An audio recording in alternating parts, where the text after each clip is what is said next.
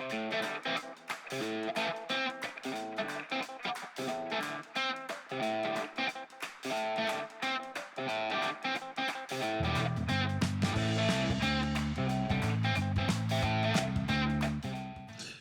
everybody. We're back, and it's time for a little truth or skepticism today. How are you, Mr. Radigan? I've never been better. I'm just living the American dream over here. Oh boy. Oh boy. You're already on the topic, huh? Is that the topic? I didn't know. I always thought it was funny if one could live the American dream while in Italy. It's a peculiar version of the American dream, but it's the one that I'm living. I don't actually know if one can you live the American dream outside of America? That should be the topic. Yeah, that's a good topic, actually. Can you live the American dream outside of America? And I think that's a good topic for another day, though. Not this particular day. Well, I think this topic today is going to have us pretty much booked from bell to bell, because it's kind of like, what is the American dream in 2024? Because it's different than the American dream in 1954. And is whatever we decide the American dream is today, is it really attainable? And I don't know what side you're going to take, but I kind of know what side I'm on, but I'm not going to tell you yet. Well, I mean, let us address this as scientists rather than as, talking heads or podcasters or traders, for that matter, but more from as if we were a PhD research scientist team at the University of Chicago. But I'm not. I'm a trader. No, but we could assume that. We can assume that attitude. And what I mean is, and I think you've already addressed this issue, which is we need to know we need to define what the American dream is before we can even begin to conjure a debate as to whether or not it's attainable or it's diminished or increased in its availability. Sure. So I would be interested, if you wouldn't mind, if you would to offer us Tom Sosnoff's version of the mythological American dream. So the mythological American dream, I think, at one point was, a house in the suburbs, a car, an annual vacation, a good job, a fun, just, playing on the front lawn, just the all-American life, 2 cars in the garage, the whole deal. 1.5 kids, maybe 2.5 if you're lucky, all this kind of stuff, big old happy family. And I think that was kind of the American dream. I think it morphed over decades into, you can be, whatever you aspire to be, you have the opportunity to achieve that in America.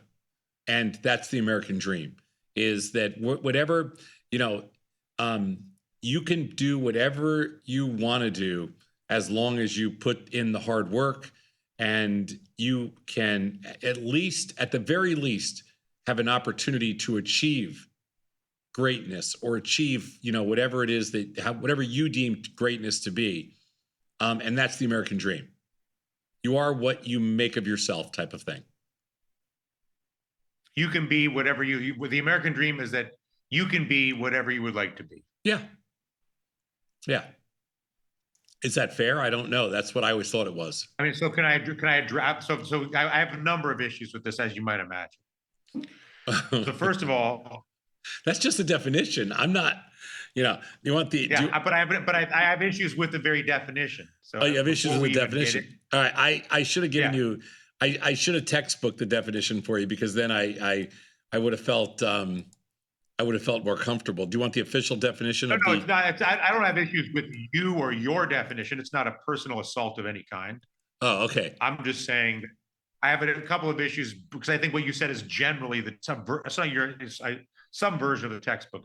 Yeah, the textbook version is that every American has the freedom and opportunity to succeed and attain a better life. Right. But and then succeed and attain a better life 9 times out of 10 comes with owning a house as some perceived as essential component of the American dream. Okay. Owning a car or two and having enough money to not work and take vacations and having 1 to 2 children. I would say is sort of in the cliched definition of the American. Okay, that's exactly what I said. Sure. Yeah. Yeah, I'm repeating that, saying I agree with that. But I have a couple of issues. One, I think focusing on people on home ownership as the essence of the American dream is a disastrous and catastrophic interpretation of a life, let alone a dream. That it's a mechanism to basically prop up a massively inflated asset class and to enslave people into obedience to support some debt payment on some singular piece of real estate that they'll never own at the expense of having access to potentially millions of dollars in resources that could be used for a variety of entrepreneurial activities. But hold on, you're mixing and matching here. I said that was the American dream in 1954. The American dream right now is, as I said, it's just okay. It's no longer that doesn't exist anymore. The American dream now is you have the opportunity and the freedom to achieve whatever it is that you want to achieve. And for a lot of people, that's not home ownership. I completely agree with you. I think it was home ownership when home ownership was, $22,000 to buy a home, not home ownership when it's, $1.2 million to buy a home. Sorry, I had to switch to a more stable network. I apologize. Okay, I'm back. so that won't happen again. Okay, so all I was saying is that I think the home ownership piece to the American dream was back in the 50s and 60s when you can buy a house for $25,000 or $50,000. Now it's 1 million, 1.5 million. I think the world now nobody cares about houses anymore. You're right. To what benefit? To what benefit? Yeah, now exactly. Exactly. $2 million house. It's like I could. You know what I could do with $2 million? Right. There's no benefit. I agree. Okay. So we're not. So first of all, home ownership needs to be taken. Real estate owning real estate is not a fundamental to the American dream. Not anymore. Not anymore. Not now. Yeah, I understood. Okay. Yeah, we're not anymore. But what is fundamental to the American dream is the idea that if you can think it, if you can dream it, it's the Deion Sanders pep talk, right? Sure. It's like if you can imagine it, if you can conceive it, if you can think it, you can be it, you can do it, I would say is sort of the best version of the current American dream. And if that means you really want to own a house, well, you can do that. Sure. But if it means you don't want to own a house, you can also do that. It's more a matter of the freedom to pursue the things that you imagine would please you or would satisfy you. Fair? We're in agreement. Yes.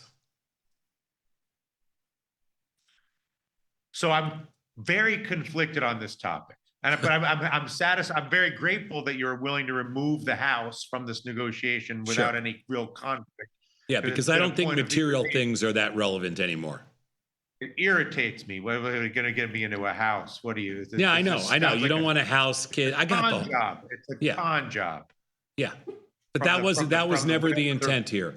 That was not my intent. My intent is. I just want to make sure you're not trying to con me into the national. The question I have for you is, do you have the freedom? Can I make my dreams come true? Can you make your dreams come true? Do you have the freedom and opportunity to be all that you can be? And does everybody have that opportunity? Is that generally available? Is that generally available? Yes. Yeah. And so, because this is one of my favorite discussions, and I really actually feel like my own very existence is an example of the American dream. I came from a small town in upstate New York and had all these opportunities, got to have these interesting jobs and work with all these interesting people and go to these interesting cities and have lots of resources and make money, lose money, all the things I would consider the American dream. And I've witnessed, and my grandfather was European immigrant, all the stories, and all these people that I get to meet, like Tom Sosnoff or Tony Batista or Michael Bloomberg, all those financial interviews, Elon Musk, Mark Zuckerberg. I've interviewed every American dreamer that exists for 20 years. Like, so I'm very easily propagandized to the idea that yes, right? Because my job for 20 years was find the people that made their dreams come true and talk to them. Tommy Lasorda, Dwight Gooden, like from sport, Michael Jordan. Not that I interviewed Michael Jordan, but like what from athletes to politicians to business people to whatever, and my own personal experience. And I for sure believe that the American dream in that sense is absolutely intact. And that if you can think it, and in many ways that the resources, here's the contradiction in my thinking. The resources, because of the flattening of technology, because of the flattening of video editing software or AI writing things or access to scientific research and academics. You want to be biotech, you want to be a trader, you want to be an artist, you want to be a fashion model, whatever. If you can think it, you can literally do it more than ever because of the internet, because of broadband, because of it matters less if you live in rural Montana than if you live in urban Chicago than ever, because as long as there's a high-speed internet connection, everybody's logging onto the same computer.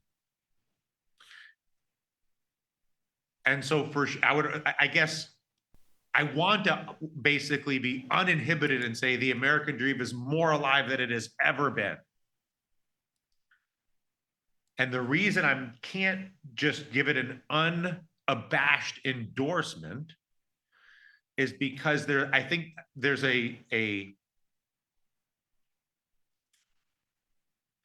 there's an issue in the American culture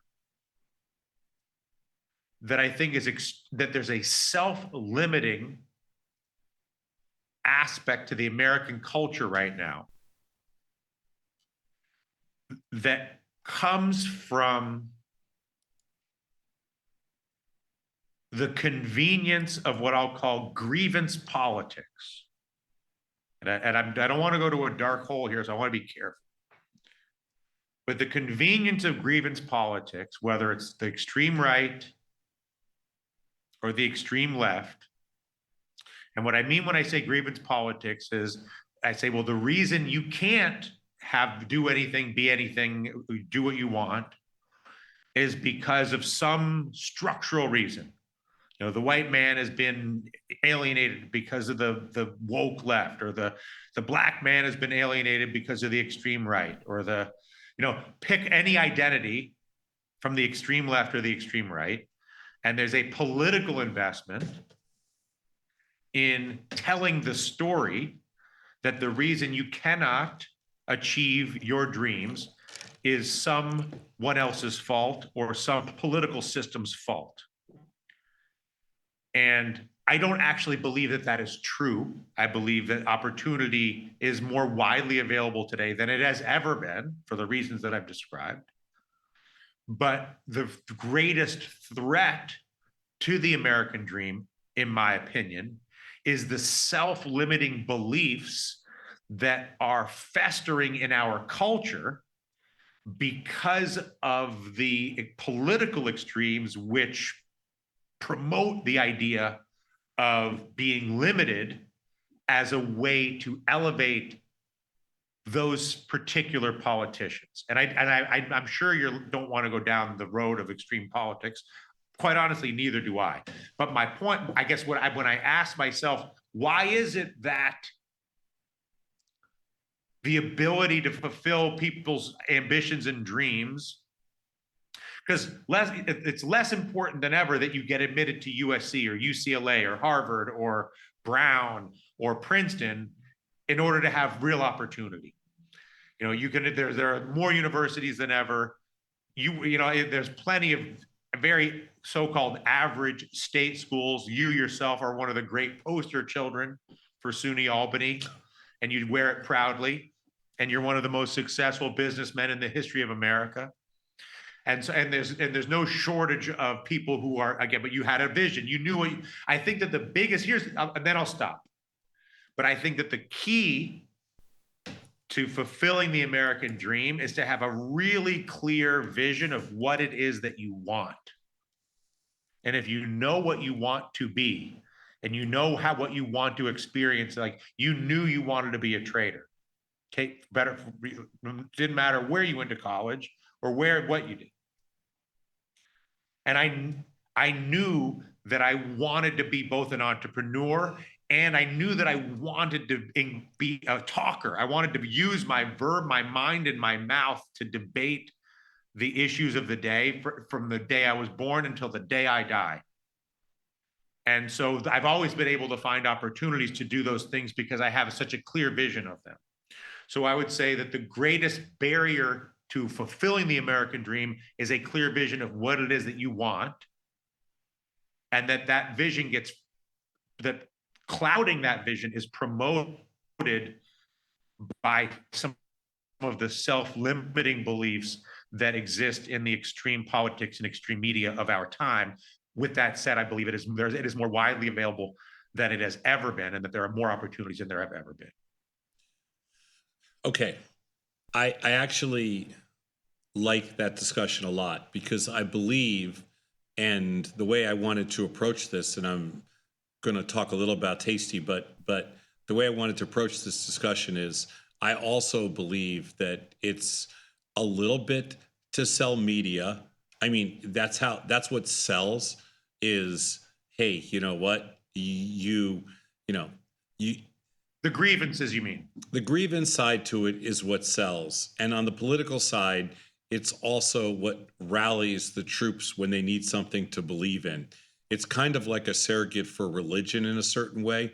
It's just, it's kind of like an advanced religion. I know that sounds weird, yeah. But religion was more of old school way of doing it through religion. The new school way of doing it is through politics, and then with a kind of a sidebar of media. But let me relate it to Tasty for a sec, because I think that, since we're not politicians and we're not very religious, that I think that one of the things that we were able to do to address this, because I think we've always felt that in the world of finance, which is kind of, somewhere borderlines entrepreneurship to a certain extent, but it could be just an extension of whatever your profession is and everything else as well. Or it could be the foundation for some kind of, entrepreneurial venture, everything else. But what we've tried to do at Tasty from day one, and this actually goes all the way back to, 20 years ago, 25 years ago, building Thinkorswim and things like that, was we tried to essentially destroy the notion that finance was essentially grievance. But there was a limiting belief in finance. It's the same kind of limiting / grievance business was always in finance. Hey, you're not smart enough. You don't have enough connections. You don't know enough people. You don't understand the nuances or the business or the products or anything else. So let me manage your money, and then I can annuitize the return. It's no different than let me manage your vote so I can, decide policy. It's protect you from whoever. Yeah, I can protect you from the bad guys who are going to steal all your money and step on your neck type thing. Meanwhile, I'll step on your neck and destroy all your and lose all your money. And I think what we tried to do from the very start, we've been working on this for 25 years, is that we have tried to essentially take down those fences, destroy the notion of those limitations, and destroy the idea that finance is grievance based, and dedicate technology and content to the self-directed investor. So the self-directed investor, the Tasty Nation, or the self-directed investors that we've influenced, which may be millions of people at this point, they feel very differently about their opportunity. They don't base their opportunity on how good is my advisor. They base their opportunities on how good am I. Now, I don't think that any of those other walls in media and in politics and even in religion are not vulnerable to the same type of disruption. The problem is it's not, politics here. There's only a couple of ways to disrupt stuff. And the easiest way to disrupt something is through technology.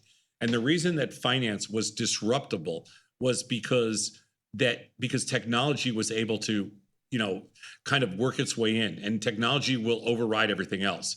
In politics, we haven't been able to work technology into the equation. So therefore, it's still old school way of doing things. Religion is still an old school way of doing things. That's why you still have, all these problems all over the world.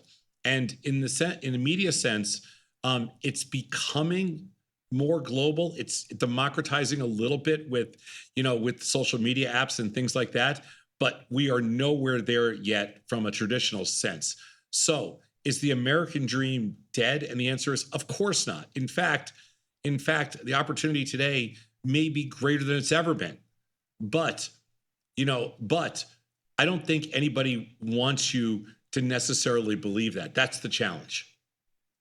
There's not a lot of forces. Well, not only that, there's a massively profitable business, both in the political industrial complex, which is a multi-billion-dollar undertaking. Sure. And in the cable news / internet media. In finance too, Dylan. Finance hasn't changed. The big financial service firms through insurance products and managed money products have annuitized 98% of the revenue in that space. The trading business is tiny. It's minuscule. And so that might so finance is a third pillar there. And what we're seeing is the idea that there's massive economic interest in promoting limiting beliefs. Yeah, because it's called control. The beautiful thing about America in the era of Teddy Roosevelt, or at least the nostalgic perception of what we believe Teddy Roosevelt was, or the nostalgic perception of what we believe Dwight Eisenhower was, or the nostalgic perception of what people believe John Kennedy was, were leaders who led from the position of destroying limiting beliefs. Right? The placard on the Statue of Liberty: send us your tired, your weak, your downtrodden, etc. Send us whatever you got, and we'll take it from there. Don't worry about it. Right? And that made and makes the United States unique on the planet Earth, because it's literally the only country on Earth built not on a racial foundation, although much of it I know is based on the power structure is based on European immigrants. But it is, with that said, it is still the only country on Earth that is based on an idea, not based on a genetic or racial inheritance. No one can move to Japan and become Japanese. No one can move here where I am to Italy and become Italian. No one can move to Russia and become Russian. But anyone can move to the United States and be an American. And it's because America is the only country on Earth that's where the identity of being a part of that country is based on adherence to an idea, not adherence to a genetic pedigree. That's why the American dream was so important. And that's exactly why that's why the opportunity was there, because that's the beauty of our system. It's never going to change. And that's why we must, I hate to say fight, because I think when you fight things that you don't want to exist, like grievance politics or grievance media or annuitized sort of mindless finance, when you fight things like that, I actually feel like you give them more power. When you resist things, they actually expand in their influence. But the more we actually diminish their relevance and look the more we collaborate around the obvious paths to freedom, whether it's inside of finance or any other idea that any young person or old person has. What would you like to do? I want to do this. I want to do that. Okay, let's figure it out. I mean, one of my favorite interviews, and he had a tragic demise, unfortunately, but he was an incredibly charismatic and effective communicator. And I'm going to even forget his name. It was Tony something or other. He was the founder of Zappos. The heck Tony was his Shu. name? Tony Shu. And so I did multiple long podcast Tony interviews Say. with What was Tony Tony Shu. Say? Yeah, yeah. I know exactly. Yeah. Tony Shea. Yeah, Tony Tony Shea. Shea. Yeah. Yeah. Anyway, you know who I'm talking about. Yeah. He died of a drug overdose, self-inflicted. But it wasn't even a drug overdose. It was like some crazy thing. He was in a shack in Connecticut. Yeah. But we don't need. He was the but I guy don't that wanna lived in a talk trailer. about- He lived in a trailer, but I got it. That's why I don't like to bring him up, because he gets tarnished by his unfortunate demise. Yeah. But he was a beautiful man who lived a beautiful life and made beautiful contributions and created incredible opportunities for thousands, if not millions of people. And the most important thing, and it stuck with me ever since I interviewed him, whatever it was that did in this interview, probably 20 years ago, 15 years ago, I don't know. And he said his favorite job interview question at Zappos was, if you won the lottery today, what would you do? And then people would, setting aside the immediate sort of indulgence, like I'd buy a speedboat, or I'd buy a Lamborghini, or I'd get an airplane, or setting aside the sort of reflexive materialist instincts that everybody has for that sort of first burst of having access to money. People very quickly go to, I would quit my job and I would start my own trading firm, or I would quit my job and I would become a rock and roll. And they have something like some meaningful thing that they think that they would be able to do if they didn't have to worry about an income. And Tony's point was 95% of the time, the people, he would say, well, you don't need more money to do exactly what you just described wanting to do if you won the lottery. You could do that right now. And his point was, the biggest reason why people don't pursue their dreams, which I'm going to say the American dream is not the American dream. The American dream is your ability to do the things that you dream about. And everybody has different dreams, right? Which is why I take offense at the buy a house routine. Yeah. And Tony's point was, people create limiting beliefs for themselves based on the idea that if I only had more money, if I just have this much more money, or this much more money, or this much more money, and how many, just being in the finance business, both of us have seen people make money and seen some people make a lot of money. I started working for Michael Bloomberg when he was a rich guy from Salomon Brothers. By the time I left Bloomberg, he was one of the richest people on earth. The money did not change how Michael Bloomberg spent his time or what he did. Michael Bloomberg always did what he wanted to be doing.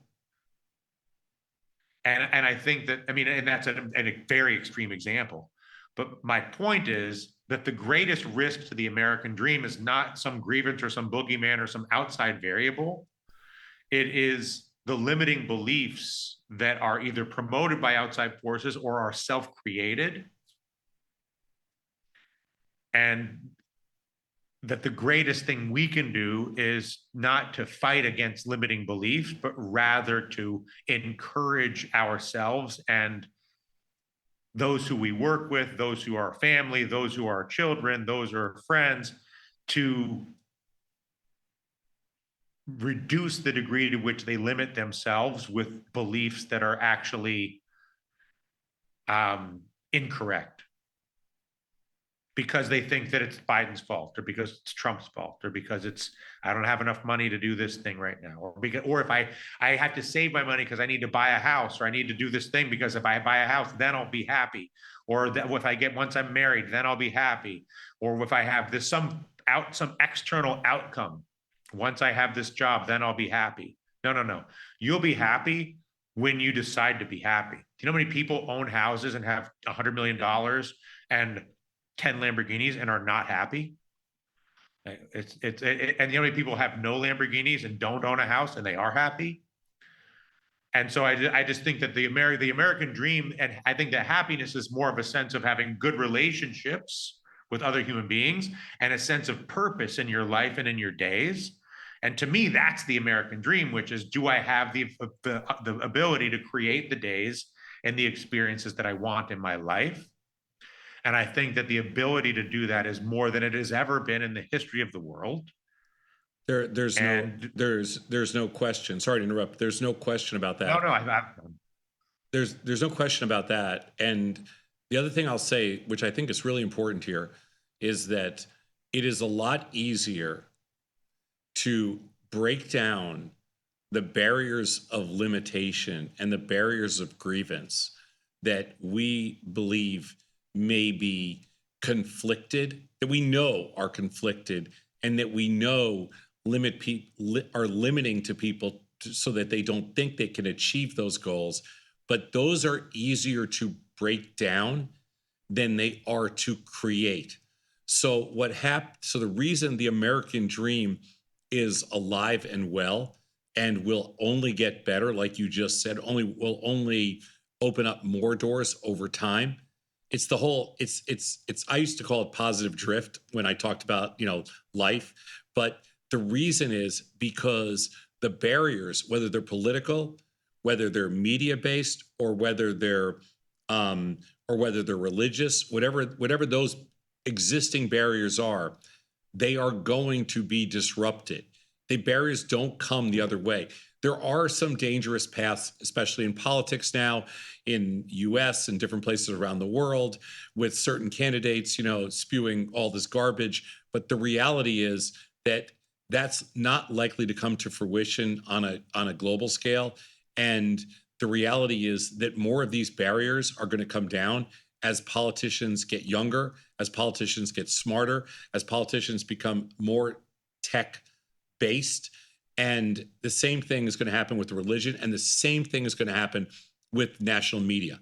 Okay, it is going to be disrupted. It's impossible to maintain the model as it currently exists. Well, what's going to happen is the demographic for cable news is like 75 years and older. The demographic for American political leadership is 80 years old and older. So it's a mathematical fact over the next 20 years, they're all going to die. Exactly. But that's why I'm saying it's going to get way better. So the idea, because I've read a lot of stuff about, oh my God, it's the American dream, it's over, it's dead, it's actually the exact opposite, in my opinion. Everything is alive and well, and it's going to be significantly better into perpetuity, because a lot of the barriers and obstacles, which used to be, I would say, much more social and very antiquated, are now going the other way, and they're becoming much more technical, and it will be impossible. It's impossible to slow down technology. It's impossible to stop it. You can even put guardrails and fences around it, but it will not stop it. And it won't be AI, and maybe it be, quantum finance or quantum engineering, who knows? But whatever it is, okay, it's only going to move forward, and at a speed that we can't even probably fathom at this point.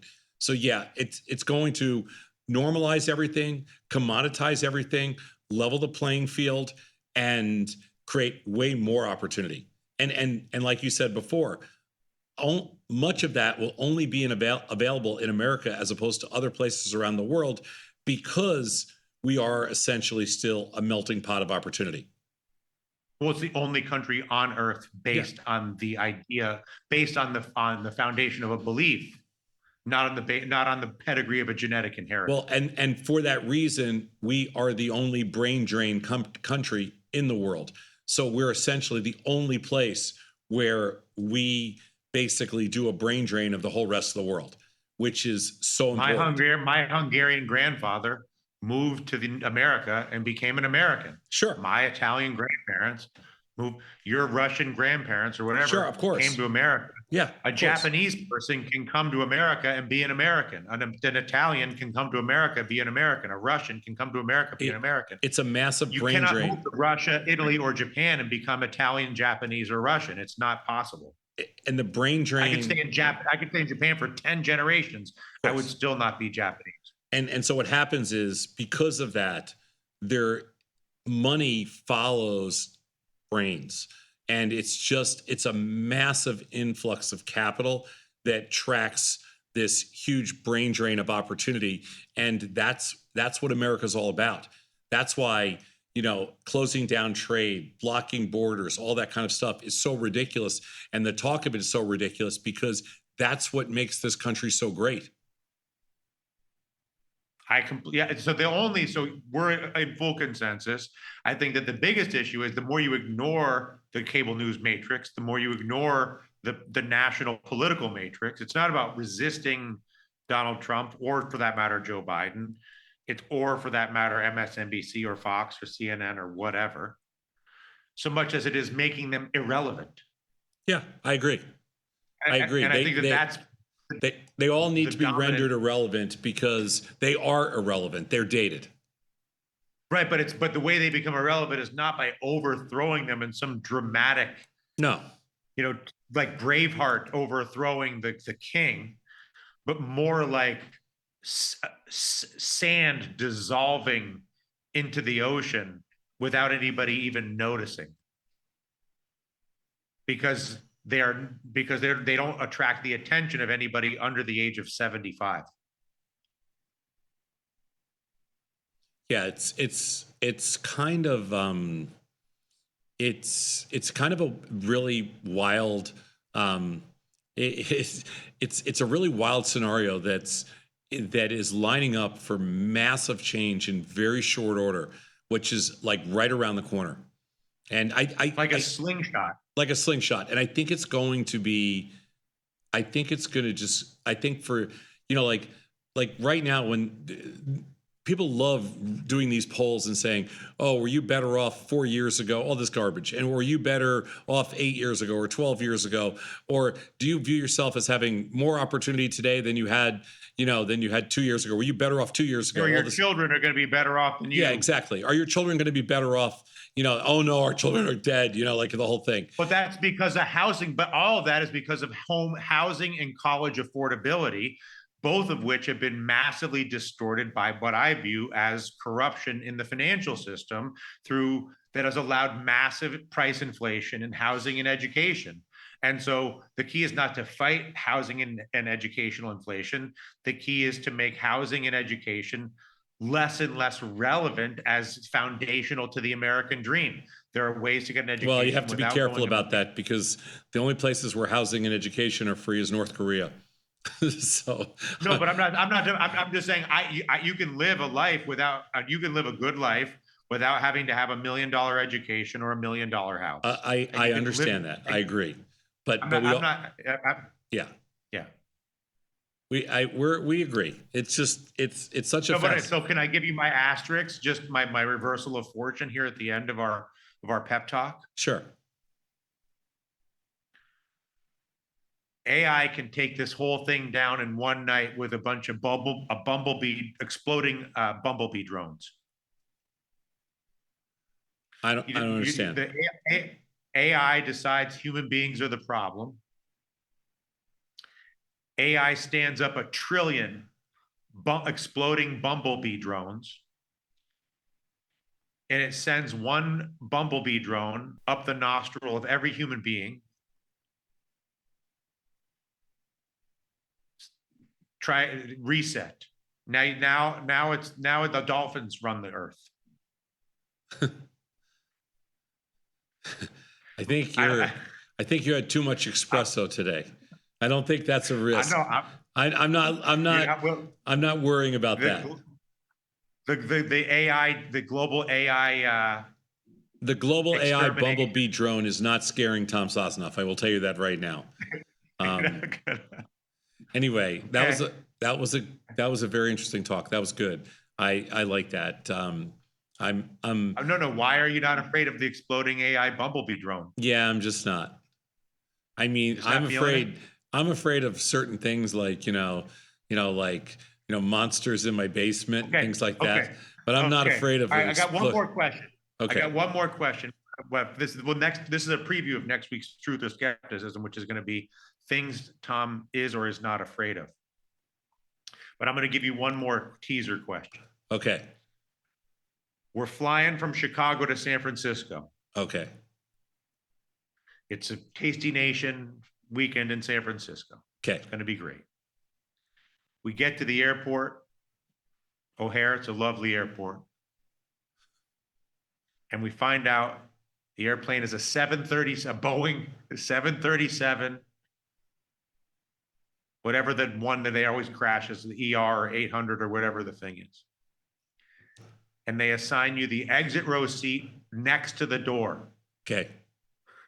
And you got to fly next to the door on a 737 from Chicago to San Francisco. Sure. Are you afraid? No, not at all. I flew next to the door on a 737 MAX this last Saturday night flying home. Doesn't even affect me one bit. I have flown 50 flights on MAX, 737 MAX. Doesn't bother me next one to bit. the door. You'll sit by the exit door on any 737 MAX anytime. I will accept responsibility for opening that door if there is an emergency. Absolutely. And that, and if the door, I am way more.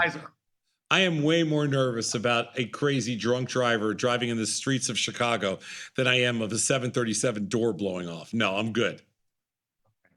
All right. Listen, you're a brave man. I will not sit by the door on a 737 MAX. I'll tell you that. Doesn't bother me. I'll sit in the back. I'll sit in the back by the bathroom before I sit next to the exit door on a 737 MAX. You're out of your mind. You're crazy. Anyway, I'm Tom Sosnoff. He's Dylan Radigan. This is Truth or Skepticism. Dylan, we will see you next Wednesday, and looking forward to it. Oh, hang on, NVIDIA earnings, like overtime is coming up. We got to give me 60 seconds of NVIDIA. What are we doing here? Well, obviously, even though the stock's down a little today, it doesn't mean anything because the earnings are coming out. I personally think, and I have a crazy take on NVIDIA. I think that NVIDIA wants their stock to be unchanged or lower. I think it's important to them to maintain a current price level. I feel like if this stock's up $200 here, it could be the end of this NVIDIA run. And I feel like they're way better off if they stair step higher. And so I think NVIDIA is going to be either a non-event or a surprise to the downside. Everybody's too bullish in there. Selling a call spread to that end? No, I am not. I am just long some out of the money put spreads, and I'm short some strangles. Okay. Thank you for your report. Dylan, have a great week. I will talk to you. I'll probably see you this afternoon or tomorrow afternoon. But you got overtime for a second. Yep. Yeah. All right, man. Take care. All right. Bye. Goodbye. Bye.